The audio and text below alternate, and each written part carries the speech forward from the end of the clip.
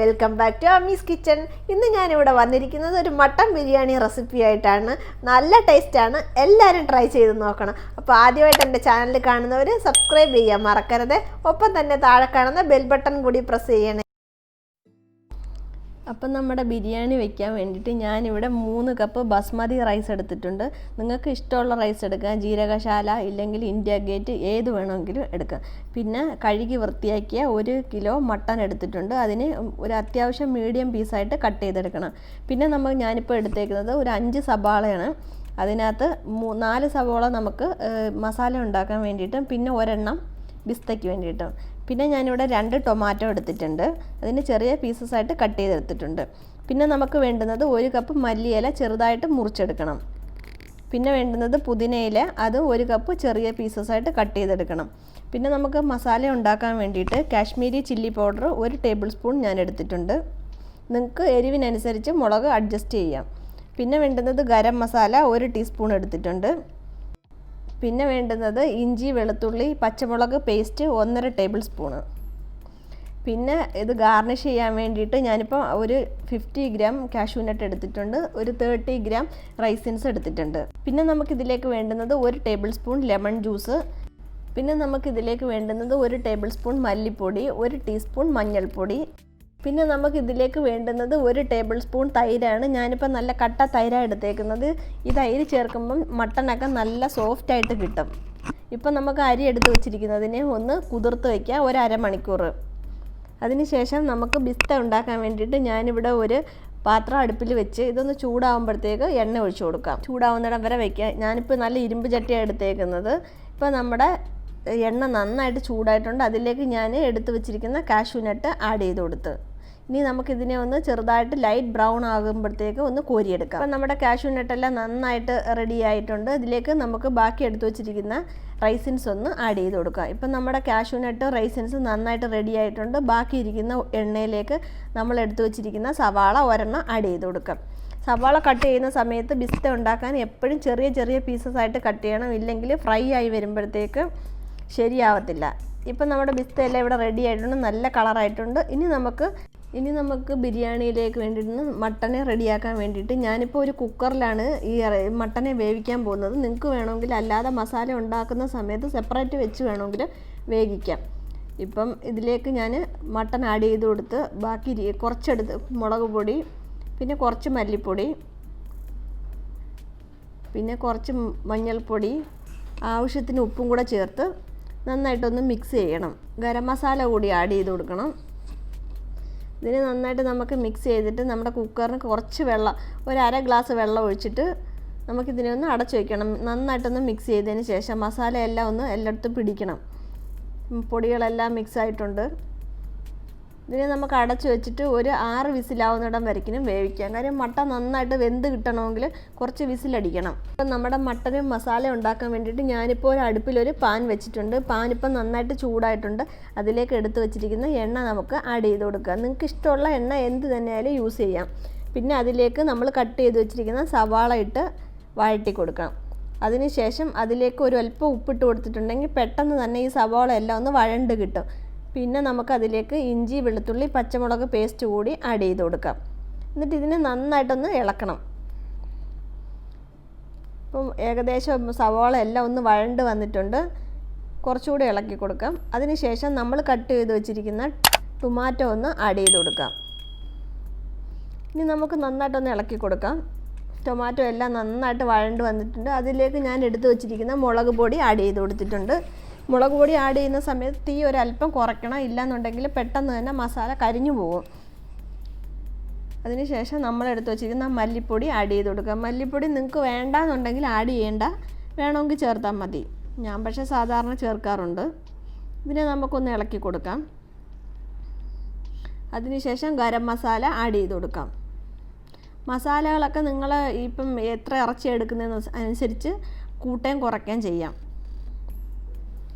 അതിനുശേഷം നമ്മൾ എടുത്ത് വെച്ചിരിക്കുന്ന മഞ്ഞൾപ്പൊടി കുറച്ച് ആഡ് ചെയ്ത് കൊടുക്കണം.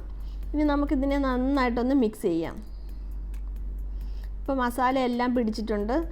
കളറൊക്കെ മാറി വരുന്നുണ്ട്, നല്ല മണം വരുന്നുണ്ട്. അതിലേക്ക് നമ്മൾ കട്ട് ചെയ്ത് വെച്ചിരിക്കുന്ന പുതിനയിലയും മല്ലിയിലയും കൂടി ആഡ് ചെയ്ത് കൊടുക്കണം. ഇതെല്ലാം നന്നായിട്ട് അതിനകത്തൊന്ന് പിടിക്കുന്നിടം വരെ ഒന്ന് ഇളക്കി കൊടുക്കണം. മല്ലിയിലയൊക്കെ ഇടുമ്പോഴത്തേക്ക് നല്ല പ്രത്യേക ഒരു മണം കിട്ടും. ഇപ്പോൾ അതിനകത്തെല്ലാം പിടിച്ച് നന്നായിട്ട് ഇളക്കി കൊടുത്തിട്ടുണ്ട്. ഇതേപോലെ നന്നായിട്ട് ഇളക്കി കൊടുക്കണം. ഇതിന് ശേഷം ഇപ്പം നമ്മുടെ മട്ടനെല്ലാം നന്നായിട്ട് വെന്തിട്ടുണ്ട്. ഞാനത് കുക്കറിൽ നിന്ന് എടുത്ത് ഇപ്പം വിസിലെല്ലാം പോയി അത് നമുക്ക് ഈ മസാലയിലേക്ക് ആഡ് ചെയ്ത് കൊടുക്കാം. മട്ടനെല്ലാം നന്നായിട്ട് വെന്തിട്ടുണ്ട്. ഇനി നമുക്ക് ഇത് നന്നായിട്ടൊന്ന് ഇളക്കി കൊടുക്കണം. ഞാൻ ആ മട്ടൻ വെന്ത വെള്ളം കുറച്ചുകൂടെ ഒന്ന് ആഡ് ചെയ്തിട്ടുണ്ട്. അപ്പോഴത്തേക്ക് ആ ടേസ്റ്റ് എല്ലാം അതേപോലെ തന്നെ കിട്ടും. അതിലേക്ക് എടുത്തു വച്ചിരിക്കുന്ന നാരങ്ങ നീരും കൂടെ ആഡ് ചെയ്ത് കൊടുക്കാം. ഇനി ഒന്ന് നന്നായിട്ടൊന്ന് ഇളക്കി കൊടുക്കണം. നേരത്തെ എടുത്തു വച്ചിരുന്ന തൈര് കൂടി ഇട്ട് കൊടുക്കണം. അതിനുശേഷം നന്നായിട്ടൊന്ന് മിക്സ് ചെയ്യണം. മിക്സ് ചെയ്തിട്ട് വേണമെന്നുണ്ടെങ്കിൽ ഒരു 5 മിനിറ്റ് അടച്ചു വെച്ച് വേവിക്കുക. ഇല്ലെങ്കിൽ ഇങ്ങനെ ഇളക്കി കൊടുത്താലും മതി, കുഴപ്പമില്ല. മസാലയെല്ലാം അതിനകത്ത് മട്ടനകത്ത് നല്ലതായിട്ട് പിടിക്കണം. ഇപ്പം കണ്ടില്ലേ, നമ്മുടെ മട്ടനെല്ലാം നല്ല റെഡി ആയിട്ടുണ്ട്. മസാലയൊക്കെ നന്നായിട്ട് നല്ല ഒരു റോസ്റ്റ് പരുവത്തിലായിട്ടുണ്ട്. ഇനി നമുക്ക് അരി വേവിക്കാനായിട്ട് ഒരു പാൻ അടുപ്പിലേക്ക് വെക്കാം. അതിലേക്ക് ഞാനിപ്പോൾ ഒരു 15 ഗ്ലാസ് വെള്ളം എടുത്തിട്ടുണ്ട്. വെള്ളം നിങ്ങൾക്ക് എത്ര ആണെങ്കിലും യൂസ് ചെയ്യാം, നിങ്ങളുടെ ഇഷ്ടത്തിനനുസരിച്ച്. വെള്ളം ഒന്ന് ചെറുതായിട്ട് ചൂടായി വരുമ്പോഴത്തേക്ക് അതിലേക്ക് എടുത്തു വച്ചിരിക്കുന്ന ഏലയ്ക്ക, പട്ട, ഡ്രൈ ലെമൺ ഇതെല്ലാം ഒന്ന് ആഡ് ചെയ്ത് കൊടുക്കാം. അതിനുശേഷം കുറച്ച് ഉപ്പ് കൂടി ആഡ് ചെയ്ത് കൊടുക്കണം. ഉപ്പ് കുറച്ച് മുന്നിൽ നിൽക്കണം, എന്നാൽ മാത്രമേ ചോറ് വയ്ക്കുന്ന സമയത്ത് കറക്റ്റ് ഉപ്പുണ്ടാവത്തുള്ളൂ. പിന്നെ അതിലേക്ക് നമുക്ക് കുറച്ച് നെയ്യ് കൂടി ഒന്ന് ആഡ് ചെയ്ത് കൊടുക്കുക. അപ്പോൾ ആ ചോറിനൊരു മയം കിട്ടും. ഇപ്പം ഞാൻ കഴുകി വച്ചിരിക്കുന്ന അരി അതിലേക്ക് ആഡ് ചെയ്ത് കൊടുക്കുക. വെള്ളമെല്ലാം തിളച്ചതിന് ശേഷം ഇട്ട് കൊടുത്താൽ മതി. ഫുൾ അരി അതിലേക്കൊന്ന് ആഡ് ചെയ്ത് കൊടുക്കണം. ഇപ്പം നമ്മുടെ ചോറ് ഒരു 85% വെന്തിട്ടുണ്ട്. ഇനി നമുക്കിതിനെ ഒന്ന് ഊറ്റണം. കംപ്ലീറ്റ് ആയിട്ട് വേവിക്കണ്ട, അല്ലെങ്കിൽ എന്നുണ്ടെങ്കിൽ ചോറ് കുഴഞ്ഞു പോകും. ഇപ്പം നമുക്കതിനകത്തുള്ള മസാലകളെല്ലാം അങ്ങ് പറക്കിക്കളയാം. അതിന് ശേഷം ഒരു പാൻ വെച്ചിട്ട് പാൻ ചൂടാകുന്ന സമയത്ത് കുറച്ച് നെയ്യൊന്ന് ആഡ് ചെയ്ത് കൊടുക്കണം. അതിന് ശേഷം നമ്മൾ പ്രിപ്പയർ ചെയ്ത് വെച്ചിരിക്കുന്ന മസാല ഒരു ലെയറിലേക്ക് അടിയിലായിട്ട് ഇട്ട് കൊടുക്കണം. ഞാനിപ്പം ഒരു ലെയർ മസാല ഇട്ട് അതിന് മേളിൽ ചോറ് വെച്ചിട്ട് പിന്നെ ഒരു ലെയർ കൂടെ മസാല ഇട്ട് പിന്നെ ചോറ് അങ്ങനെ വയ്ക്കാൻ വേണ്ടിയിട്ടാണ്. നിങ്ങൾക്കിപ്പോൾ ഒറ്റയടിക്ക് വേണമെങ്കിൽ മസാല ഒന്നിച്ച് അടിയിലത്തെ ലെയറിലിട്ടിട്ട് ചോറ് വേണമെങ്കിലും വയ്ക്കാം. അപ്പോൾ ഇതിലേക്ക് കുറച്ച് ചോറ് ആഡ് ചെയ്ത് കൊടുക്കാം. പിന്നെ ചോറൊന്നും ഒട്ടും തന്നെ ഒട്ടിയിട്ടൊന്നുമില്ല, നല്ല കറക്റ്റ് പാകത്തിന് കിട്ടിയിട്ടുണ്ട്. ഇനി നമുക്ക് ഒരു ലെയർ കംപ്ലീറ്റ് ആയിട്ട് ഇട്ട് കൊടുക്കാം. എല്ലായിടത്തും എത്തുന്ന രീതിയിൽ നന്നായിട്ട് ആഡ് ചെയ്ത് കൊടുക്കണം. ഇതിന് ശേഷം നമ്മൾ എടുത്തു വച്ചിരിക്കുന്ന കുറച്ച് കാഷ്യൂനട്ട് റൈസിൻസും ഒന്ന് ഇട്ട് കൊടുക്കാം. ഫുള്ളിടണ്ട, കുറച്ചിട്ടാൽ മതി. പിസ്ത ഒരു ശകലം ഒന്ന് ആഡ് ചെയ്ത് കൊടുക്കുക. അതിനുശേഷം കുറച്ച് നെയ്യ് കൂടി തൂവി കൊടുക്കണം. അതിനുശേഷം നമ്മൾ ബാക്കി എടുത്ത് വച്ചിരിക്കുന്ന മട്ടൻ കൂടി അതിലേക്കൊന്ന് ആഡ് ചെയ്ത് കൊടുക്കാം. അപ്പോൾ ഈ ലെയറും കൂടെ ഒന്ന് ഫില്ലാക്കണം.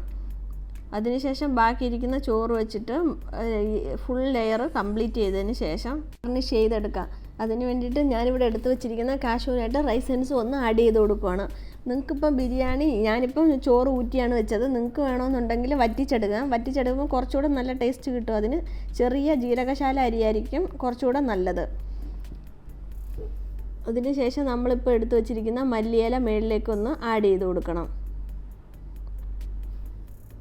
ഇത് നമ്മൾ കുറച്ച് പുതിനയിലയും കൂടെ ആഡ് ചെയ്ത് കൊടുക്കുക. അത് വേണമെന്നുള്ളവർ ഇട്ടാൽ മതി, ഇല്ലെങ്കിൽ വേണ്ട.